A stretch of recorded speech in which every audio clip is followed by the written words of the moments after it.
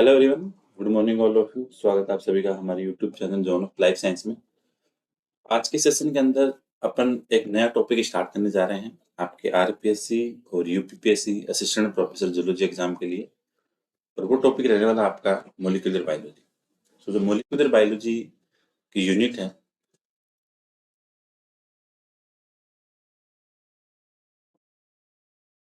इसके अपन 5 से 6 marathon classes conduct करेंगे।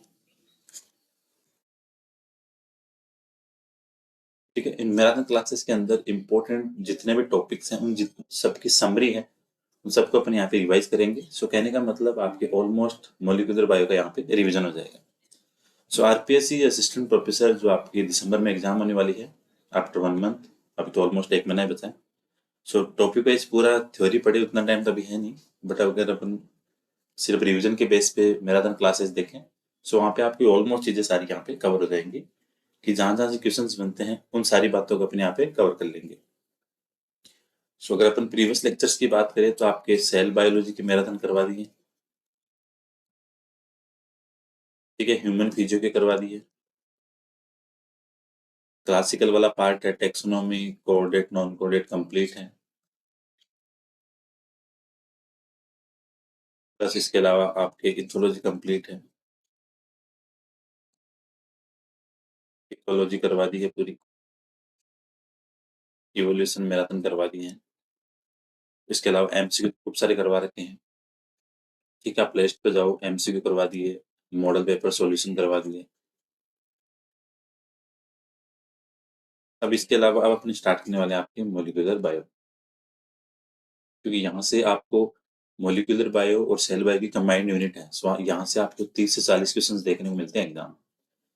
सो अगर अपन सिलेबस की बात करें कि अपने पास मोलिकुलर बायो में सिलेबस क्या है, ये देखो, पेपर सेकंड में जो फर्स्ट यूनिट है वो आपकी मोलिकुलर बायो है। ठीक है, मोलिकुलर और cell bio, cellular organisation and molecular biology. So पहली यूनिट आपके स्ट्रक्चर फंक्शन ऑफ सेल, ठीक है, उसके ऑर्गेनली के बारे में। सेकंड आपके मेम्ब्रेन के बारे में, ट्रांसपोर्ट के बारे में। सी से देखो, CDEFG, तो पहले है structure and type of nucleic acid. Second है डीएनए रेप्लिकेशन है, रिपेयर है, रिकॉम्बिनेशन है। ठीक है, इसके अंदर आपकी रेप्लिकेशन के अंदर सारी जितनी भी इंपॉर्टेंट चीजें वो सारी आएगी। आप RNA synthesis, processing that mean transcription है, ट्रांसक्रिप्शन के पूरे factor, RNA polymerase, RNA processing कैसे होगी, आरएनए एडिटिंग, स्प्लाइसिंग, आरएनए की प्रोसेसिंग, ठीक है, सारी चीजें। फिर आपके ट्रांसलेशन, प्रोटीन फॉर्मेशन है, इसके अंदर आपके राइबोसोम, ठीक है, सारी चीजें यहाँ से आपको देख दी है। फिर आपके जीन एक्सप्रेशन, लाइक आपके ओपेरॉन सिस्टम है, यूकैरियोट और प्रोकैरियोट दोनों का एक्सप्रेशन देखना है। सो ये यूनिट है आपके मोलिकुलर बायोलॉजी। अब यहाँ से आपके जो क्वेश्चंस बनते हैं एग्जाम को, डेफिनेटली 30 से 40 क्वेश्चन इस पेपर सेकंड में फर्स्ट यूनिट से बनते हैं। और मॉलिक्यूलर बायो में जो मोस्टली क्वेश्चन आते हैं, जैसे लाइक आपके एक प्रोसेस से आते हैं, डायरेक्ट पूछ लेते हैं, जैसे रेप्लिकेशन में एंजाइम्स का काम। क्योंकि अगर आपके मॉलिक्यूलर बायो में 25 क्वेश्चन है, तो वहां से आपको 15-16 क्वेश्चन इजी देखने को मिलेंगे। So, उसके अकॉर्डिंग ये जो मैराथन क्लासेस हैं, एक बार आप इनको देख लेना, डायरेक्ट आपको यहाँ से बेनिफिट देखने को मिल जाएगा। सो आज का लेक्चर फर्स्ट स्टार्ट करते हैं अपन। अभी थोड़ा सा रेगुलर क्लास ले नहीं पा रहा हूँ, ठीक है, थोड़े से इश्यू चल रहे हैं, बट अभी बस 7-8 तारीख के बाद में क्लास डेली चलती रहेगी। ठीक है, सो पहले अपन आज का टॉपिक स्टार्ट करने के पहले लेक्चर फर्स्ट है मोलिकुलर बायो मैराथन का। सो पहले न्यूक्लिक एसिड देख लेते हैं, यहाँ से क्या क्या चीजें हैं जो क्वेश्चंस बन सकते हैं अपने एग्जाम के लिए।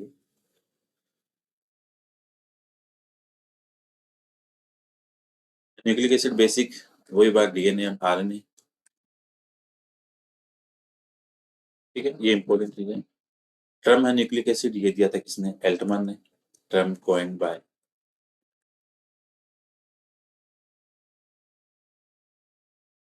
एल्टमैन।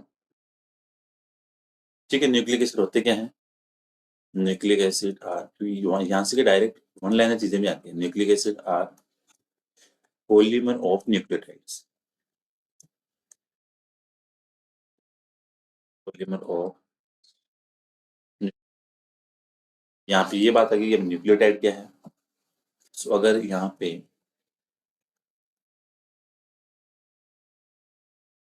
न्यूक्लियोटाइड की बात करें तो कंपोजिशन का ध्यान रखना, नाइट्रोजन बेस होंगे, प्लस पेंटोस शुगर होगी प्लस फॉस्फेट होगा। ये तो है किसका?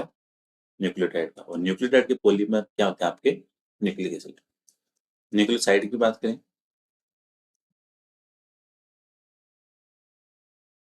Nitrogen base plus pentose sugar. ठीक है, ये बात होगी बेसिक। नाइट्रोजन बेसिस की बात करें, क्योंकि रेप्लिकेशन वगैरह पे जाने से पहले आज का लेक्चर ये सिर्फ एक बेसिक रहेगा। कल से अपन रेप्लिकेशन वन बाय वन करके देख लेंगे। ठीक है, नाइट्रोजन बेस में आपके मोस्टली आपको दो देखने को मिलते हैं, पिरामिडीन और आपके प्यूरिन। इधर आ जाएंगे आपके थाइमीन एंड यूरेसिल। प्यूरिन की बात करें तो आपके एडेनिन, ठीक है, गुआनिन। ठीक है, तो ये चीजें यहाँ से इंपॉर्टेंट। फिर इधर एक क्या रहेगा आपका साइटोसिन। पिरिमिडिन और प्यूरिन ये आपके नाइट्रोजन बेस हो गए। ठीक है, उसके बाद में आपका फॉस्फेट रहता है, वो नेगेटिव चार्ज रहेगा, एसिडिक है, ध्यान रखना।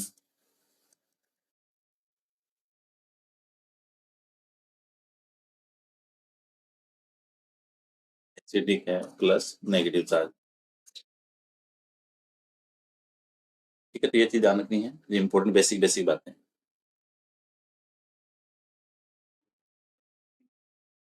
एक चीज ध्यान रखना, जो आरएनए के अंदर आपका जो साइटोसिन की जगह थाइमिन रिप्लेस होता है, इसमें डिफरेंस क्या है? सो डिफरेंस यहाँ पे क्या होता है? Only difference between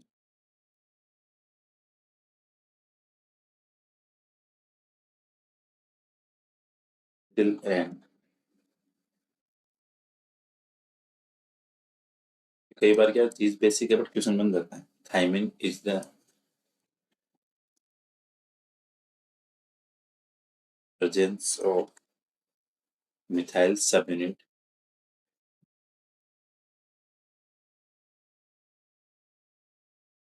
eight position carbon 5 in thymine. ये चीज ध्यान रखना इंपॉर्टेंट है। तो चीज जो नाइट्रोजन बेस है, शुगर मॉलिक्यूल के साथ बाइंड कैसे रहेंगे? Nitrogen base is linked to molecule by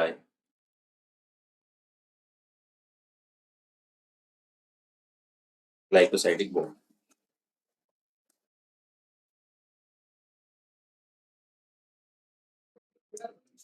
similarly अगर करें कि आपके फॉस्फेट और जो आपके सुपर है डिऑक्सी, उसके बीच में बॉन्ड कैसा रहेगा? So bond between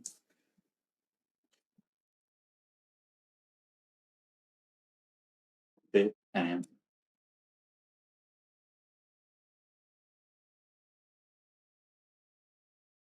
डिऑक्सीराइबोस sugar.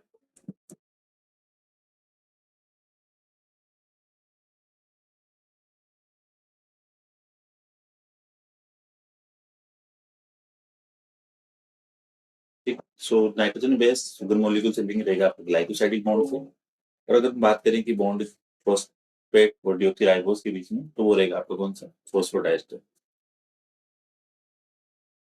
पहले अपने को रेप्लिकेशन पढ़ना है, तो उससे पहले अपने बार डीएनए की इंफॉर्मेशन देखेंगे। उसके बाद में कल अपने स्टार्ट करेंगे आपका रेप्लिकेशन। तो डीएनए के अंदर देखो, अगर अपनी बात करें, जो डीएनए टर्म है किसके द्वारा दिया गया था? जैकलिस के द्वारा। ठीक है, और ये किसने बताया था कि जो डीएनए है वो आपका न्यूक्लियस के अंदर एक एसिडिक सबस्टांस है, वो बताया गया था आपके फ्रेडरिक स्मिथ सर के द्वारा। सो डीएनए टर्म दिया था जैकलिस ने। और अगर तुम बात करें कि DNA is a acidic substance in nucleus, तो ये फर्स्ट आइडेंटिफाई किया गया था आपके फ्रेडरिक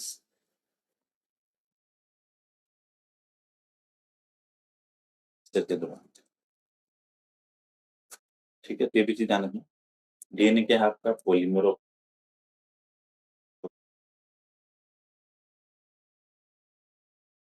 डीऑक्सी राइबोन्यूक्लियोटाइड।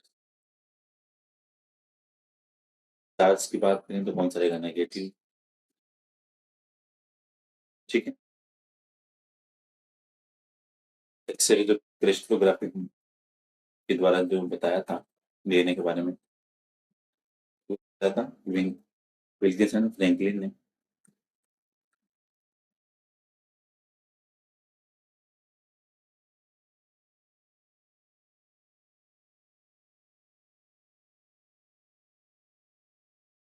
ये चीज भी इंपॉर्टेंट है, इसका ध्यान रखना पड़ा।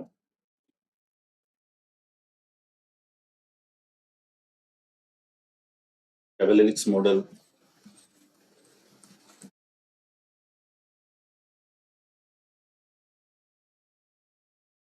क्रिक ने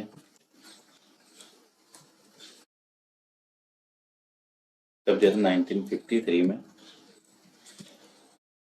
ये जो नोबेल प्राइज मिला था वो मिला था 1962 में। तो ये चीज भी ध्यान रखना। डबल हेलिक्स मॉडल की तो सबसे कॉमन बात ये थी कि कॉम्प्लीमेंट्री बेस पेयरिंग देखने को मिलेगी आपको किसके बीच में? प्यूरिन एंड pyrimidine के बीच में।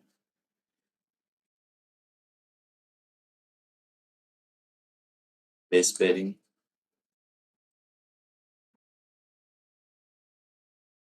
Between purine and type purine and pyrimidine।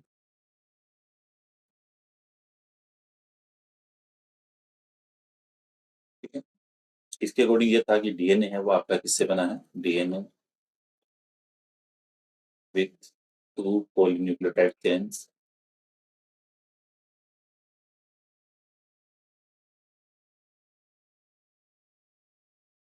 आपके जो पॉलीन्यूक्लियोटाइड है वो एक दूसरे के क्या है?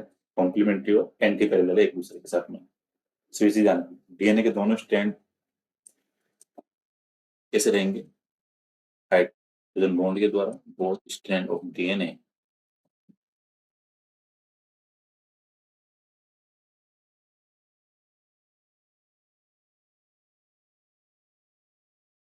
Together by.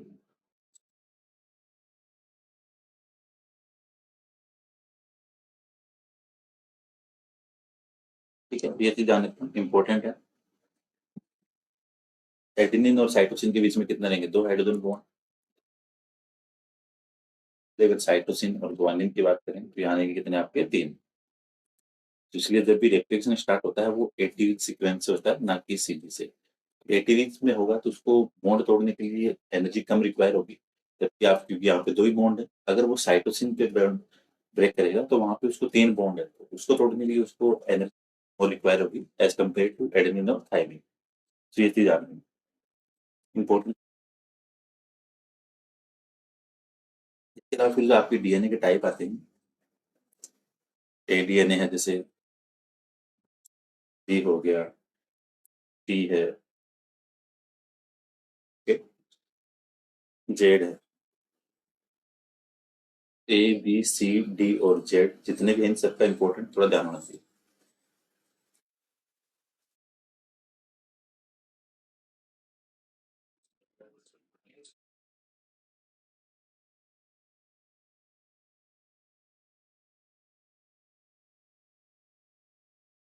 यहाँ से जो इनकी इंपॉर्टेंस जैसे बेस इनका पता होना चाहिए अपने को, इनकी हेलिक्स लेंथ कितनी है, नंबर ऑफ बेस पेयर कितने हैं, दो पेयर के बीच में डिस्टेंस कितनी है, डायमीटर कितने। सो बेसिकली जो आपके पास में डीएनए है, ए बी सी डी और जेड। ठीक है। सो अगर अपन बेस पेयर की बात करें, नंबर ऑफ बेस पेयर, तो ए में कितने मिलेंगे आपको? 11। बी में कितने मिलेंगे? 10। सी में कितने मिलेंगे? 9.33। और डी में मिलेंगे 8। और जेड में कितने मिलेंगे आपको?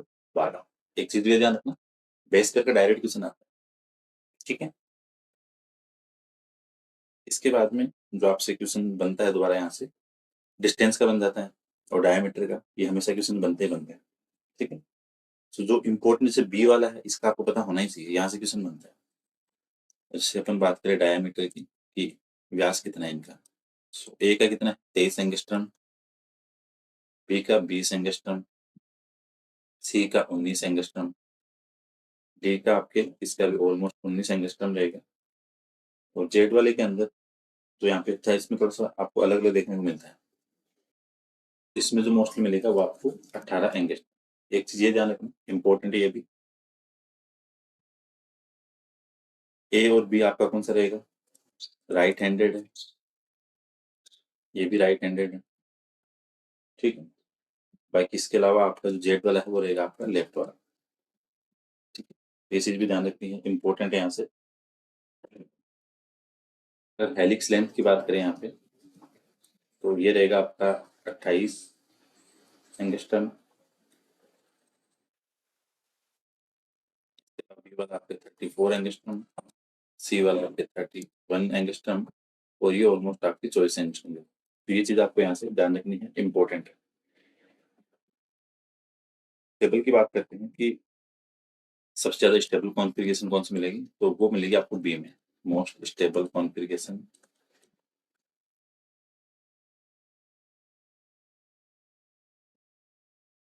बी में देखने को मिलेगी। तो ये चीज यहाँ से आपको ध्यान रखनी है, इंपॉर्टेंट है, डायरेक्ट क्वेश्चन बन जाता है।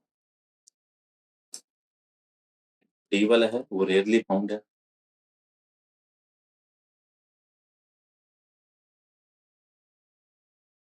ठीक है, ये भी चीज ध्यान रखनी है। जेड डीएनए है वो आपको found in large number of living organisms, living animal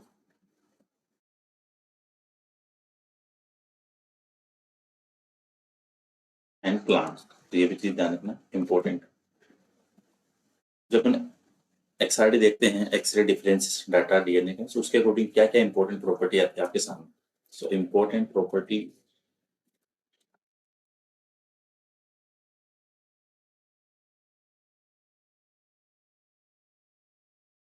XRD, ठीक है। एक्सआरडी का जो डाटा है उससे देखते हैं क्या क्या रहता है डीएनए के अंदर, इंपॉर्टेंट चीज है। तो इसमें यह था कि डिस्टेंस बिटवीन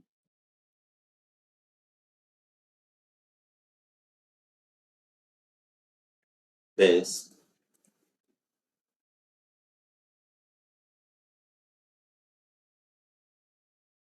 रहेगा आपके 3.4 एंगस्ट्रम, या इसको लिख सकते हैं हम 0.34 nm। ये चीज जानना इंपॉर्टेंट है। डायमीटर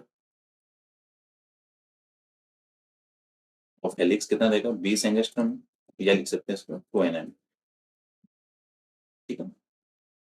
कहने का मतलब ये था कि आपके distance between two polynucleotide strand कितना रहेगा आपके 20 एंगस्ट्रम, और 1 nm बराबर कितना होता है आपका 10 एंगस्ट्रम। तो अपन इसको 2 nm लिख सकते हैं, सीधा ध्यान रखना, 1 nm बराबर 10 एंगस्ट्रम यूनिट, ठीक है। इंपॉर्टेंट है, एक कंप्लीट टर्न है, 1 कंप्लीट टर्न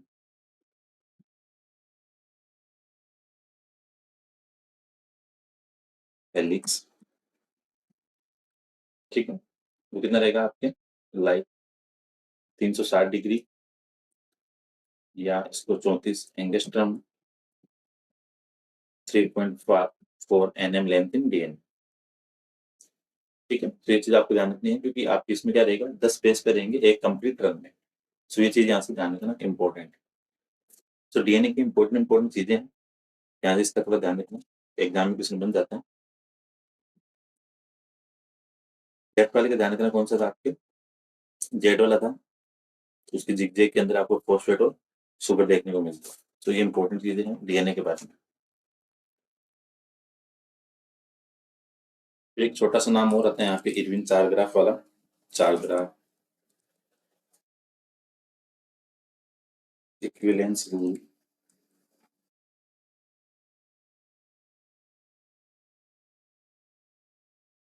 ठीक है। इसके अकॉर्डिंग इन्होंने क्या किया, जो 1950 में इरविन चारगाफ ने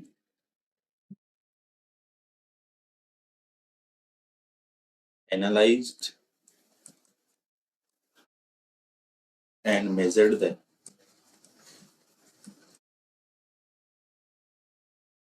बेस कंपोजिशन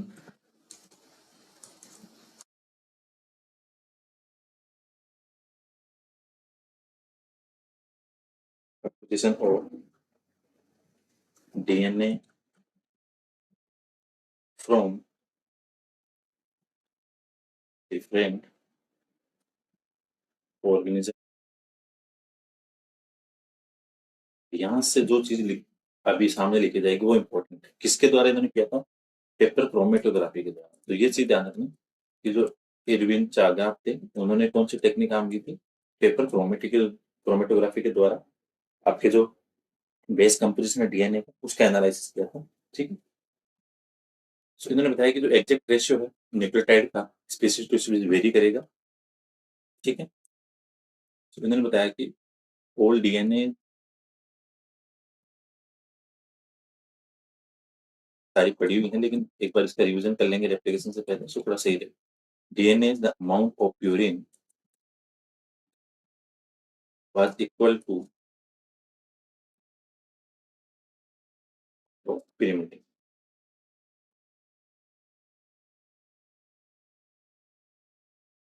ठीक है। ए प्लस टी बराबर सी प्लस डी।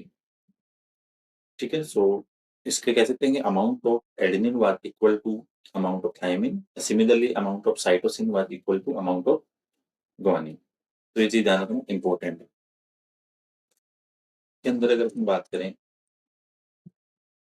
ए प्लस टी जी प्लस सी का जो रेशियो है वो रहता है मोस्टली ह्यूमन स्पर्म में 0.62। ईस्ट के अंदर रहता है ये 0.7 है। एक चीज और ध्यान रखना है यहाँ पे, in higher plants and animal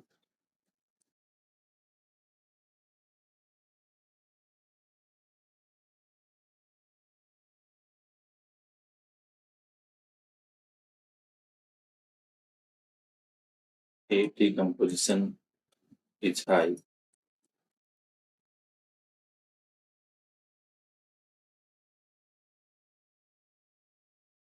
whereas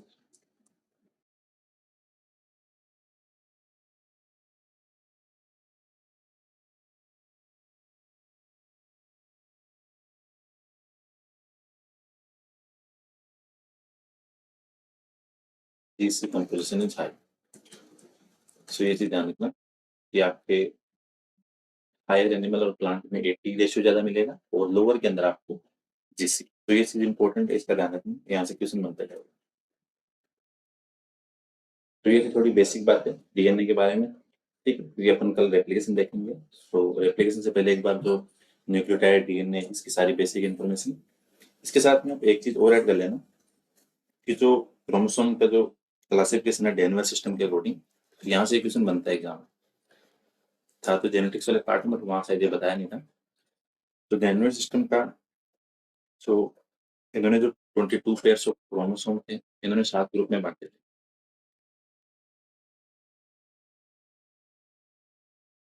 ठीक है। इन 7 ग्रुप। तो ये ध्यान रखना, यहाँ से क्वेश्चन बनता है कि कौन सा क्रोमोसोम किस ग्रुप में है। तो यहाँ पे ग्रुप और आपके वगैरह वो सारी दे रखे हैं। ठीक है। तो वीडियो ग्राम नंबर था उसके अकॉर्डिंग। तो ग्रुप ए में है आपका 1 3, बी में है आपका 4 5, सी में है आपका एक्स वाला सी में आएगा ना 6 7 8 12 एंड एक्स वाला। ठीक है। ये चीज ध्यान रखना। डी में आएगा आपका 13 14 में आएगा आपका, एफ में आएगा आपका, जी वाला है इसके अंदर आएगा आपका 21 22 और वाई ग्रुप, वाई क्रोमोसोम। ठीक है। तो एक्स आ रहा है सी के अंदर, सिंपल ध्यान रखना एक्स बराबर सी वाई बराबर जी।